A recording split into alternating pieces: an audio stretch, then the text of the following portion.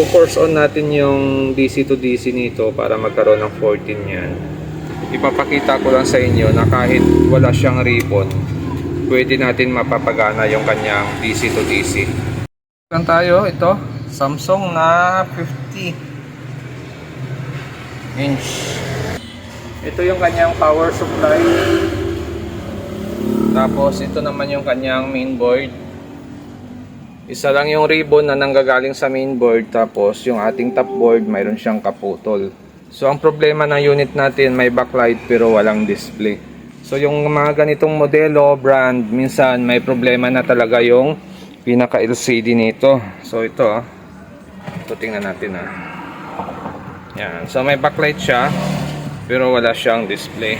Okay, gagawin natin dyan, check lang natin kung may supply yung ating swapping voltage or yung pinakatikon natin dito or pinaka-top board natin. Check lang natin kung may supply tayo masusukat dyan. Pag mayroon tayong supply masusukat dyan, ibig sabihin yan may problema na yung pinakasalamin natin. So maglalagay lang tayo ng grounding. Ito, grounding natin sa body. Tapos sukat tayo. So bali dito yung ating LC2. Okay, meron siya 30, 29, 12. Okay, nagpapalit naman yung LC2 natin. LC1 natin, okay rin, nagpapalit rin. Tapos clock signal natin 1.6. Okay, so dito clock signal natin ganun din, clock 1. Tapos yung ito STB natin. So ito clock signal natin, ito yung STB natin. Ito yung STB natin, negative 9. So pasok pa yan. So ibig sabihin may supply pumasok dito sa ating side na area ng ating glass. Tapos pagdating dito sa kabila, susukatin din natin kung mayroon din siyang supply dito. So dito naman yung ating mga signal. Ito STB natin. Okay, negative 11, clock signal natin 1.6, okay rin. LC1, LC2 natin. Ito, papalit rin naman. Ito, nagpapalit din. So, parehas sila na may supply. Okay naman yung supply. Pero magtataka ka rito, walang display, ano? So, meron din tayo dito BGL. So, BGL.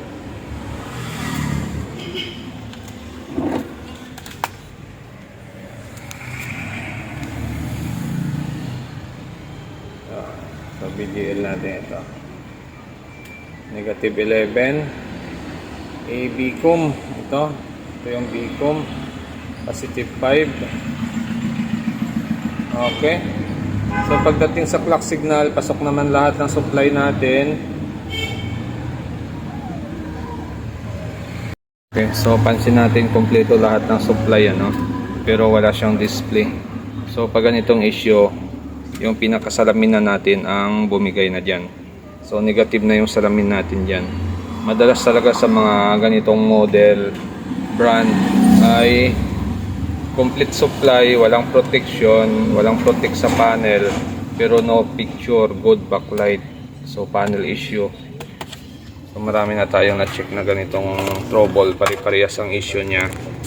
Panel issue, bumibigay yung panel natin. So ito ay pag nakahang yung ribbon, si-share ko na lang dito, pag nakahang yung ribbon, matik yan, walang DC-DC na lalabas dito. So ito yung 14 natin, yan, dapat may 14 yan dito, pero wala tayong masusukat na 14,006 yan, no? Yan. So gagawin natin dyan, i-force on natin. I-force on natin yung DC to DC nito para magkaroon ng 14 yan. Ipapakita ko lang sa inyo na kahit wala siyang ribbon, pwede natin mapapagana yung kanyang DC to DC. So gagawin lang natin, i-short lang natin itong test point dito. So ito sa taas, mayroon siyang 3.3. Yan, may 3.3 or 3.2. Tapos itong sa baba ay wala siyang supply. Yan. So gagawin natin diyan, i-jumper natin ito dito sa 3.3 para magkaroon ng supply itong 14 natin.